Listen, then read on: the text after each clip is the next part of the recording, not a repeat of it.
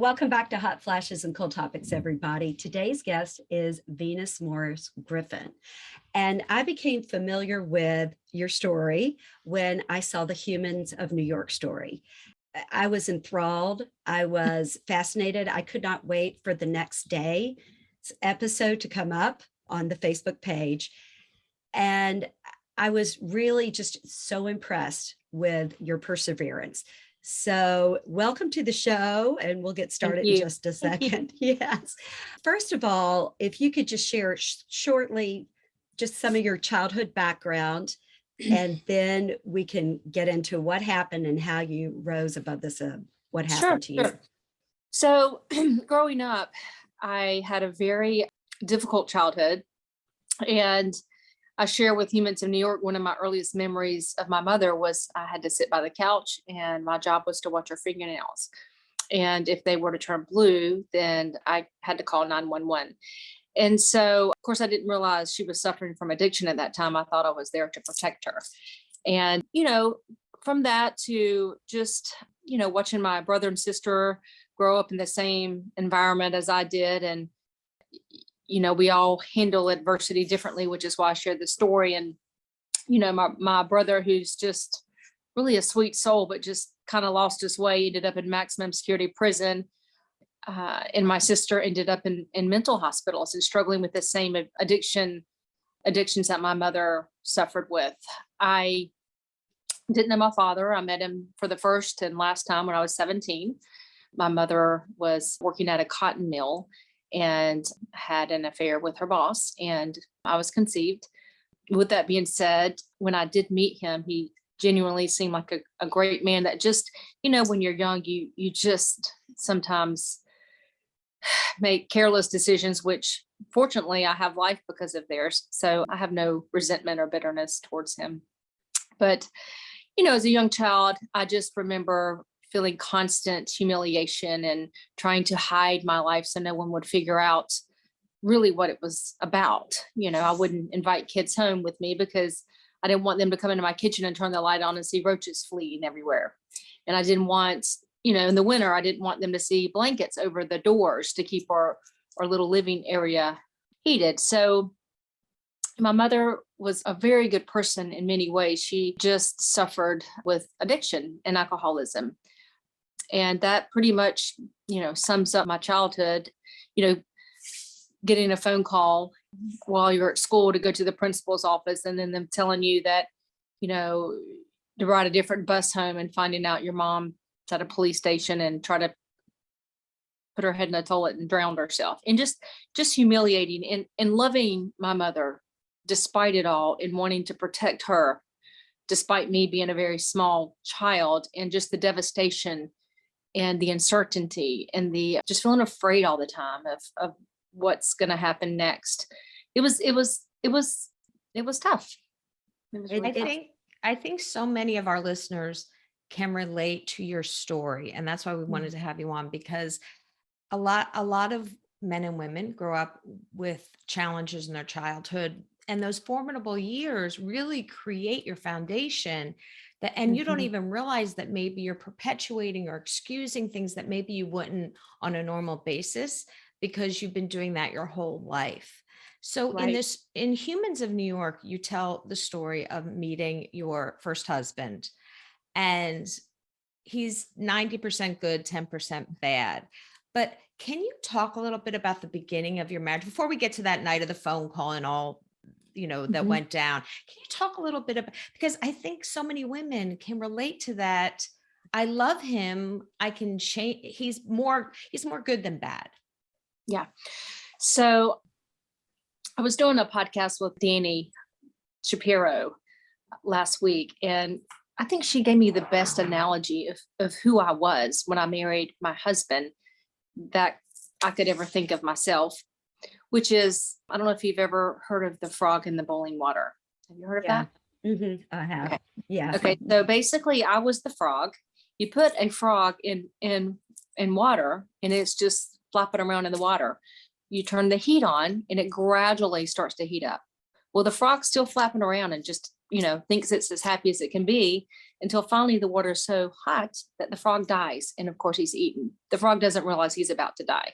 That's kind of that was my marriage. I was a frog in the cold water, and Trip was 90% good. I thought he was 90% good because my childhood, I was already so messed up from my childhood. I didn't really realize dysfunction because what I had with my husband was so much better than what I had growing up. I had someone that loved me, that was going to protect me, that took care of me. I was a stay-at-home mom. So what I had was so much better than the fear and the uncertainty that I went through as a child, that as that water started to heat up, I didn't realize that the water was getting hot, and I didn't realize my life was at stake, literally, as well as my children. So, but Trip was just, he is a wonderful man in many ways. He is mentally ill. And that's how I have maintained forgiveness. And because I one of the reasons I feel like I'm somewhat healthy and, happy and functional is, I think the first step into being whole and to being happy is not holding grudges and anger inside of you, because it just eats at you. It eats at you, right or wrong. I could justly say everything that he did was awful, and he left me in an awful place, and 6 kids in a 2-bedroom. And, I could really justly, and probably most people would agree, that he was awful, but that's not who I am. I see the goodness in him. I see the person who coached all the football teams for our son, who helped be PTO president with me, who led a Bible study group every week and took us to church with him. I see all those things, and I recognize that, there's a very serious mental illness that this man had, which put myself in jeopardy as well as my family. I wish I had the tools to have recognized that. And I wish in hindsight that I would have had the strength and the knowledge to leave sooner.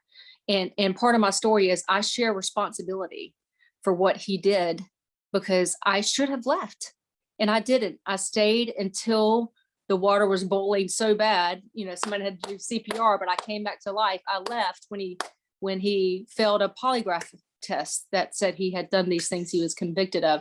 So that's when I filed for divorce. I didn't file for divorce when he's trying to snap my neck, or when he, throws me in the bathtub and I can't walk, or when he tries to hang himself.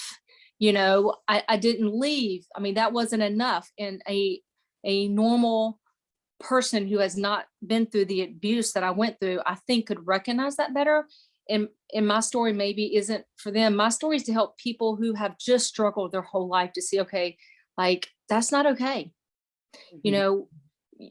Women need to know their worth. They need to know their value, and they need to have a standard on the way they let people treat them. And I didn't have a standard. I was just so happy that somebody loved me, and and he was, he was a good father in many ways, but you should never allow someone to try to kill themselves or threaten to kill themselves in front of your children. That's unacceptable. And that's where that's where my suffering will forever be, because, I forgive myself, but also, I'm sad, that happened. But, thankfully I feel like, faith is a very big part of my journey, that, I had the strength to, put my big girl pants on and just say, okay, this is what it is. No reason to fret over what's happened. Let's focus on today, what I can do better to be a better mom, to be the best mom, to provide for these children, and to also prioritize myself and treat myself the way I would treat a random stranger, which I'd really never done. I always treated everybody else, with respect, and would do anything, but myself, I was, not very gentle with. So I think that's so common. And we have talked to lots of different women in different places that help women that have been abused. And it's easy to say you would do something when you have not walked in that person's shoes. Yeah. But you don't know what something's like until you're there. And, I know the hardest, what most people we talk to that help women who have been abused say the hardest part is the leaving. The most dangerous part is the leaving. And, I cannot pass judgment on somebody because I've never walked in those shoes. How can I say what a situation's like when I haven't gone through it myself?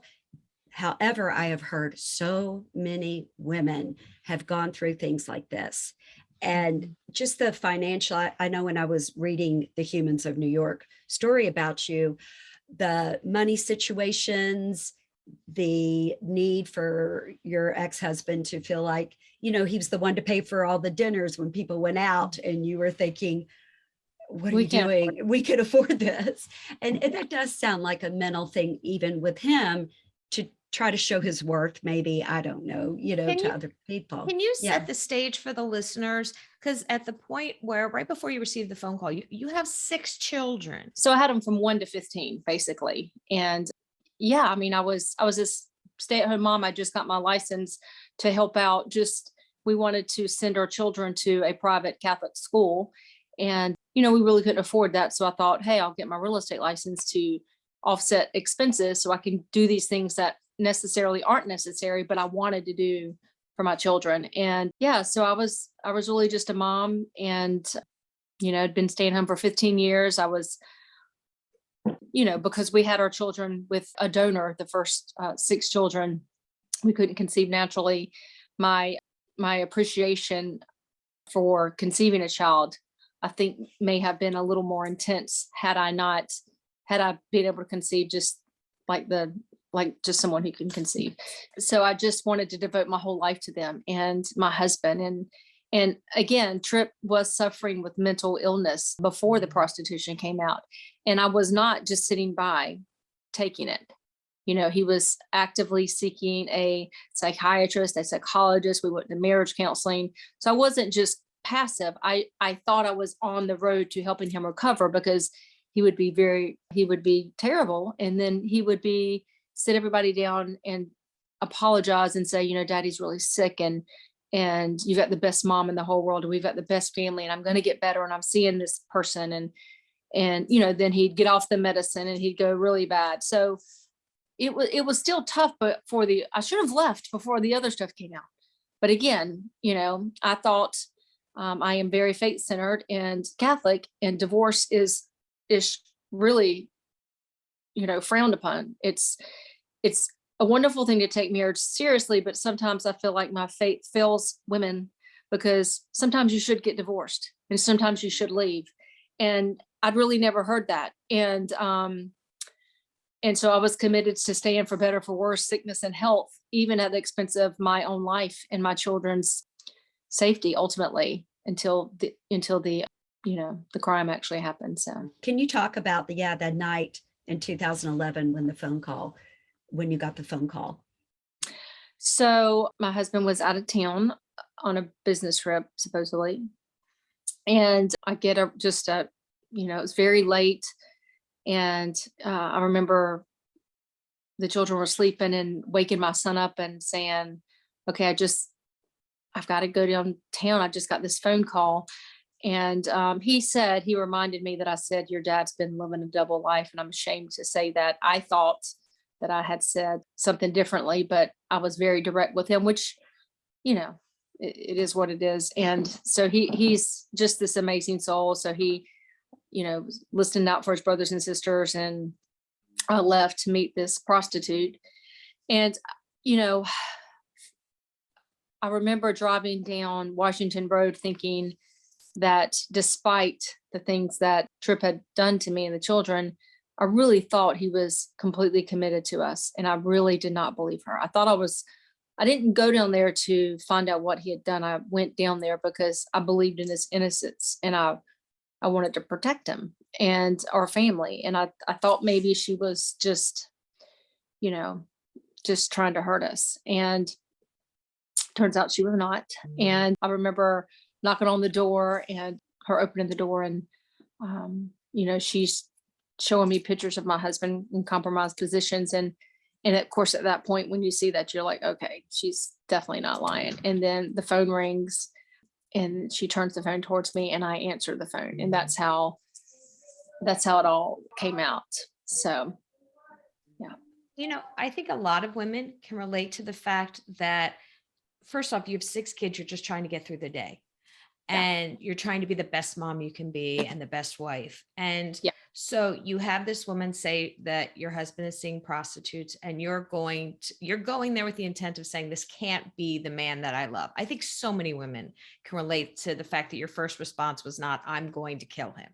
You know what I mean? Well, Because I it's never had easy. that response, actually. I'm going to kill him. I never, I tell people, nobody wakes up and says, I just want to screw my whole life up and lose 6 amazing kids and a wife that loves them, unless there's some major mental issues there. So I've never hated him, you know, despite what everyone thinks I should do. I felt compassion because I grew up really tough, and I watched my brother and sister, who were both good people, like make bad choices because they grew up really tough and didn't know how to deal with the adversity they went through and go to maximum security prison. And so I just really almost instantly forgave him and wanted to help him. He went to the sex addiction clinic in Mississippi. I wasn't getting divorced. I was going to stand by him. I was going to, I say, people say they're Christian until things get tough, then they bail out. I was going to show everyone, the whole world, that I could stand by my husband. And sex addiction's more personal, especially for a woman, because sometimes we think we're not good enough. And if I'd been better, he wouldn't have cheated on me. But I never thought that. I knew that he wasn't cheating on me because I wasn't not good enough. So I just said, it's a little humiliating that he would do this, but if he had a problem with alcohol, I would see him through a rehab for alcoholism. So he's got a problem with sex, so I'm going to see him through the rehab with that. And even the prostitute, I had a very deep connection with her, and we kind of became friends, and in a short period of time. And I felt zero. I just felt compassion for her because, again, a woman doesn't sell their body and live in a trash hotel like that if something hasn't really traumatic happened to her. So I was able to just step out of my body almost and look and say, okay, these are really terrible things. Now, what do I do about this? And after he was put in the rehab, a few months went by, and the other things that he did came out, and he failed a lie detector test. And of course, my children's safety was compromised then. So I immediately filed for divorce, and that was it. So he went to rehab, and you were going to try to work on the marriage, and then he was Mhm. arrested, and he Mhm. failed a lie detector test, and he ended up being sentenced to 45 years for aggravated child abuse or child molestation. Mhm. At that point, you filed for divorce. But can you Mhm. tell me, in that process, I think a lot of women are afraid to leave because they don't know if they're going to still have friends, family. What was the response from the people that should have supported you? Well, I don't really care what people think of me, honestly. I've had people judge me falsely my whole life. I've had people talk about me. I've had people, just be not nice to me because of the way I grew up. And, so I wasn't concerned with what people said about me. I was concerned with what they said, how it would affect my children and how it would hurt them. And it was devastating. My kids went through, they were, at times made fun of. They were, even recently, it just makes me cry. My 12-year-old, he comes home from school last week and he says, Mom, and he doesn't remember his father because he was 1 when he went away. And so this tells you the parents are talking about it, because these kids don't know this either. He comes home last week and he says, Mom, what does this girl mean? Like, I come into class and she says to me, are you in a bad mood because your dad's in jail? I'm like, what the heck? He doesn't even know his dad. This is 12 years later, or 11 years later. So my kids, one of my kids had a birthday party the year he was sentenced, and we had a sleepover. He's in prison. One child of the entire class was allowed to stay at our house.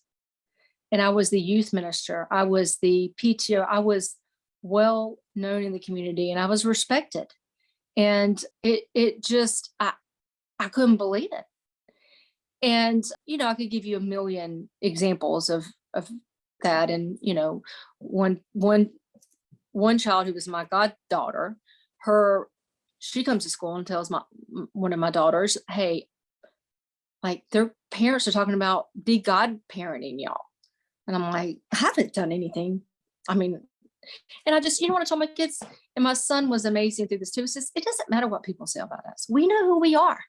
Like, don't listen to those people. You need to forgive them and hold your head up and know who you are, because your whole life you're going to have people to make judgments about you, and you can let this make you stronger or you can let it break you.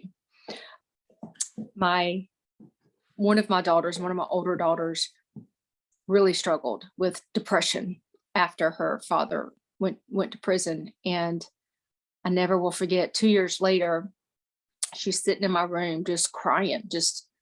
And I just looked at her and I just said, honey, you got to decide if you're going to forgive your dad, or if you're going to let him take you down, or if you're just going to stand up. You got to stand up and know who you are, and you got to forgive him, and you've got to find your place again. And it's been a really tough journey.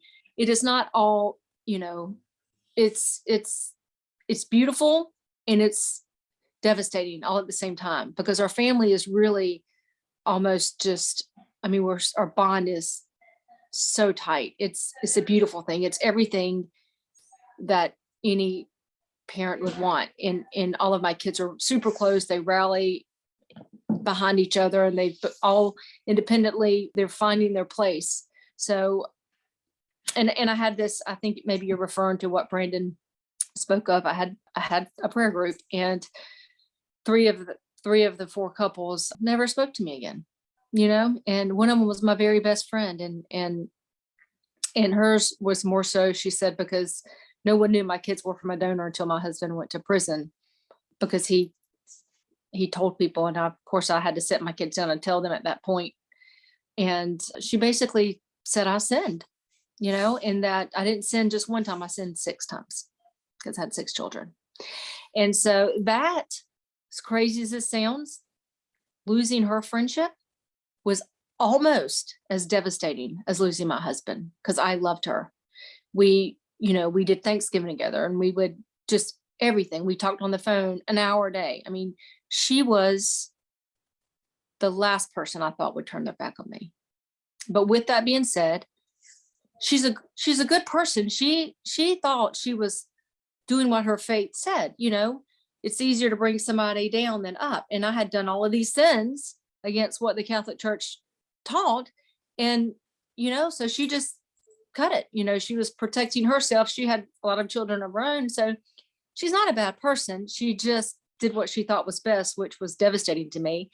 And of course, now that all of this has come out, she really didn't like me now. But again, I don't care. I'm just telling the truth. We're all sinners. I'm a sinner. We all mess up. And that's what I told her when she read that Humans of New York article. I reached out and I said, listen, I want you to know, first of all, I love you. I adore you. Nothing I'm saying is to hurt you. I'm sharing my story to help other people. And she just basically responded and says, I'm done with you. I'm done with you and you're crazy, and what you put your kids through. Of course, I've not done anything. And I just said, listen, I know it's hard when you look at something and you see yourself in it. I know it's hard. I said, but we all mess up. I mess up too. So nobody's judging or saying anything bad about you. This is just what we had to wrap our brain around in the most horrific time of our life. And that's a big part of the story. So hopefully one day she'll see that, and she'll see my heart is not to, with my story, it's not to hurt my husband or anyone else. It's to say, okay, life can knock the breath out of you. I remember after when he went to prison, sitting all my kids down and saying, your dad's done some really awful things. And it's not our job to judge him anymore. It's our job to forgive him. And it's my job to pick myself up and take care of you guys. And I don't know how we're going to do it. I have no idea, but I know what I've got in me. I know what I've been through, and I am not going to lay this cross down for you guys to pick up. And with that, we started our journey. My oldest son said, Mom, you do whatever you need to do to take care of the family. I will take care of my brothers and sisters. And, I laid in bed that night and I wanted to die. I really just wanted to die. I was hundreds of thousands of dollars in debt. I had 6 kids nursing. I had a baby from 1 to, 15 years old.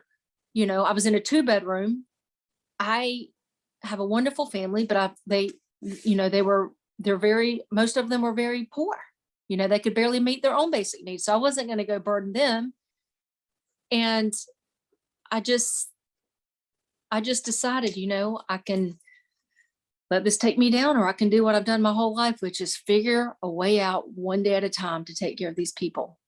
And that's what I did. I just got up every day, had no clue what I was doing, put one foot in front of the other, but committed to making the best choices I could make and to doing the right thing. And, 10 years later, it's pretty amazing when your son is elected president of his dental class and he, welcomes everyone, faculty, students, and he ends his speech with, Mom, can you please stand up?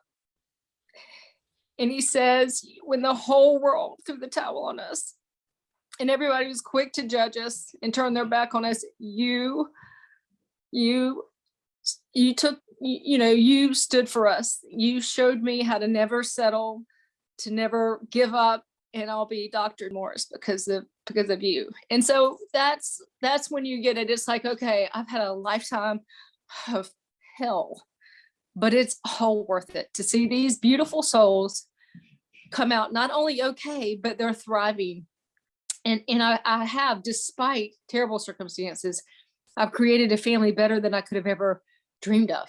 So, good things happen to bad people, and you just, I believe if you forgive people and you have a strong work ethic and you have a faith, you can get through anything. And when I say faith, I'm not referring to being Catholic or Baptist or atheist or Jewish. Faith is, to me, is just a tool, a tool to get you where you need to go. And it doesn't matter what that tool is. For me, it was taking my kids to mass every morning for school. The first year he went to prison at 7 a.m. But it might be something else for someone else. But having that faith, knowing that you were created for you're somebody, you were created with intent and purpose, no matter how you got here. And you can't do it alone. You need a higher power. I mean, you can do anything, and you just have to decide what you want to do. And you got to really control. This is really important. You got to really control what you tell yourself. That's what you tell yourself is really, really powerful. And it's so amazing too, what you have done. So you had your real estate license, but then you really took it. And that, like you said, you didn't know what you were going to do. And that had to be terrifying. It just had to absolutely be terrifying to have those children, knew you had to be responsible for them. And so how did that, just, you don't have to go into depth, but what was the first step you took? What did you do? I remember reading how you said you were just going to take any kind of house to sell, or could you share a little bit of that? So I didn't really know what to do, honestly. My son says, Mom, if you research an hour a day, you'll be an expert in 5 years in whatever you do. So I was researching a lot more than an hour a day. But I remember early on, I would literally see for sale by owner signs in the yard, and I would knock on doors and basically, I say beg. It was almost a beg in a very professional way for them to let me list their house. And then, I was told no a whole lot because no one knew me. I had no pull. I wasn't from this area. But when I got the few people that believed in me, that let me list their property, I would go in and I would over deliver on everything that I said. And the house would sell, and they would be really happy with me. And then they would tell somebody, and then they would list with me. They would list with me. I did 3 open houses every single Sunday. And when I say every Sunday, I mean every Sunday, 12:30 to 2. And then I go 2:30 to 4. then I'd go to 4:30 to 6. And, every single Sunday when people came into the open house, I tell other agents, I didn't just sit there. Hey, how are you? Like by the time they left, I knew their kids, their grandkids, their dog, what they did for a living. And a lot of the times they would use me as their buyer's agent. It was a very, very long road. And my attorney, when I got into the business, he says to me, Venus, you don't get child support from prison. And everybody's getting out of the market. The market has crashed. It was 2009. And he said, you really, really need to reconsider this real estate thing. And I said, you know what? I'm okay with that. I'll do whatever. I will sweep floors. I'll do whatever I have to do to take care of my kids. But first, I want to try. I want to try because you don't know where I've come from. You don't know what I've already come out of. And, he came from I'm sure a great family and, just didn't believe in this country girl who had been a stay-at-home mom for 15 years. And I kid and say, guess who was making more money than him within 5 years? I don't know. Yeah. But, But just amazing what you've done, where you've yourself. And I know that's probably not the most important thing in your life, because that's your kids, but it is amazing what you've done. And when I read just about your son, your oldest son, just saying that to you, yeah. I mean, I'm a little bit choked up right now, but thinking about that. But he did. Yeah, but he did. He really was, I think, the listeners, you tell about how from the time you started, he was there for you. He's like, Mom, I've got the house. I've got the kids. You go do what you need to do. And it's that teamwork. That's a testament to the way you raised him. I say all of my kids are better than me. I don't know how I have these kids. They're good. They're really good. But what you've also done, I mean, the scholarship, can you share about the scholarship you created? Yeah. Wow. So, I promised God that when I got through the darkness, that I would share my story to help other people. And I made a pact with him. And, a lot of times in the past, I'll make promises with God. And then when things get kind of easy, you don't really do it. But I was determined to hold my end of the bargain up. And so, got through it, share my story. I'm like, what else can I do? I feel like I need to do more to help other people. And I didn't have a big platform at the time. So I talked to the kids. And I said, I was thinking about starting the scholarship for other kids because I knew the way out for me, the way I'm different than most of my family is none of them are educated. And I thought if I could help educate one kid and get them out of a bad situation, like the purpose of my life will triple, So I started a prison scholarship for a child that has at least one parent incarcerated. And I don't care what their grades are.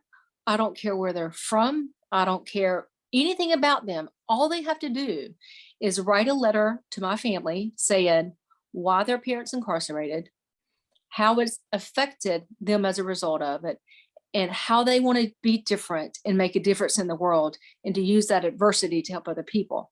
And then we sit around the dinner table and read all the letters. The kids take turns reading them. And then, we don't see pictures of them or anything like that until after we choose, because we don't want to be influenced and, like this one, it's got a cute shirt on or how younger kids are.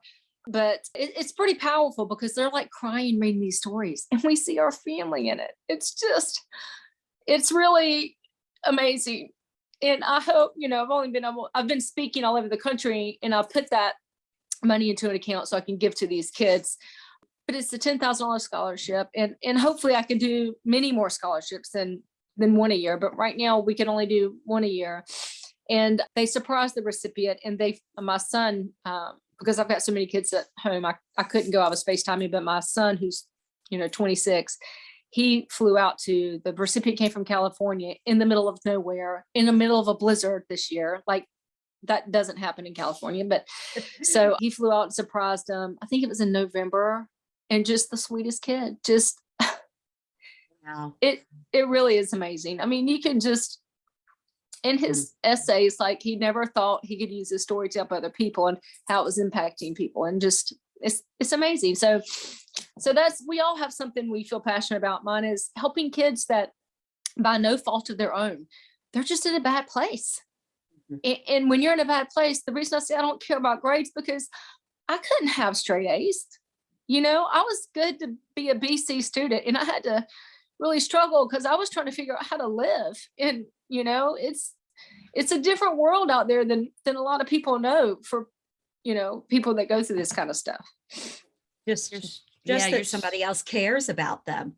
But with something like a scholarship like this, that's showing these children, even if they don't win the scholarship, somebody out there cares about them. And that they, getting the experience writing the essay, that they could write another essay and maybe look if there's another opportunity. It's amazing. Were you going to say something, Well, Kylie? I was just going to say, your story is so impactful on many levels because you've taken this adversity and really turned it into an energy for good and are paying it forward for these kids. Your story has been so impactful on so many levels, and you are paying it forward. But how, on a personal level, have you learned to grow and kind of trust the journey yourself? Because it was, you were kind of on autopilot at a certain point because you had to function. You had 6 kids. You had to create this world, but now this world's kind of like blown up. You're one of the top real estate agents in Augusta, which is amazing. And how are you how are you making sure you're taking self-care for yourself and growing and kind of looking back and saying, I did all this? Living in that state of, oh my gosh, what if I don't sell, just a state of fear, it still creeps in my mind. And I have to be very careful with those tapes that I put in my mind and know that if you work hard, it's going to be okay. You're going to figure it out. In forgiveness and seeing the good in people, you're going to be okay. And I, self-care, when my husband went to prison, I get up at 5:00 every morning and I go to the gym and I work out for an hour and a half every single morning. I listen to Tony Robbins, Oprah Winfrey, just people that just lift me up and who have their own journey to share. And that helps start my day. It clears my mind. So I come home, get the kids up from school, give them a bath, feed them breakfast, take them to school. And prioritizing, money's important, but money's just a means to an end. It does not define my success. I mean, that's just the money that I make. I started making 7 figures, I think my 7th year in real estate. That's the least important thing about my story. The only thing that does is show people that you can achieve financial success despite having all of these obstacles, 7 kids. But the money part is just a means to an end. Success is prioritizing your children, your family, and the relationships. If you don't have children and family, the relationships you have really, really determine how successful you are in life. Because when it's all said and done, when I'm home by myself, a house is just a house. It doesn't matter if my house is a $2 million house or a $50,000 house. It's what's in that house that's going to bring happiness. And one of the reasons I think I'm successful at my job is I don't care if somebody lives in a $50,000 house or a $10 million house. We're really all the same. We really are. We might have a different balance in our bank account, but we're really the same. And what I've gone through, my devastation is, I'm no one special. I am, hurt and pain. They're the same for all of us. It doesn't matter that my circumstances are really awful. Like the person over here, her hurt is just the same. If it's something much smaller from the outside looking in, the pain in her heart is the same. And that's why my story is so impactful, because I'm just one of a billion people, I'm just sharing my story that I've made it through to try and help other people see that they don't have to give up just because you're broke, you have 6 kids, you have no money, you don't know how you're going to meet their emotional needs or financial needs. You don't have to give up, and you can figure it out. And I tell people when I give these talks all over the country now, I said, every one of you in here can do what I've done, probably better, because you probably don't have 7 children. So, it's a journey. And I think by sharing my story, as humiliating as it is.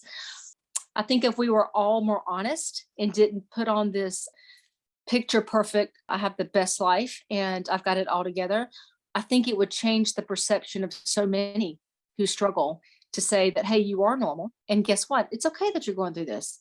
You're going to get through it. I think that is so true, that people will quit, hopefully, this judgment of other people, Yeah. just because of something somebody else did.